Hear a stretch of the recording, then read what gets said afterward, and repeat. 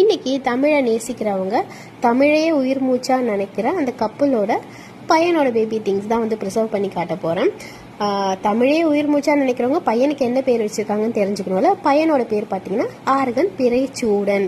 கரெக்டாக ப்ரொனவுன்ஸ் பண்ணுறதான்னு தெரியல, வீடியோவில் வரும் பார்த்துக்கோங்க. ஸோ அவங்க பேபி திங்ஸ் என்னென்னு கொடுத்தாங்கன்னு பார்த்தீங்கன்னா தொப்புள் கொடி, ப்ரெக்னென்சி கிட்டு, பிளாக் வளையல், மணி வளையல், அரணா கொடி 2 மணி, அப்புறம் பார்த்தீங்கன்னா பால் மணி, இது எல்லாமே கொடுத்து ப்ரிசர்வ் பண்ண சொல்லியிருந்தாங்க.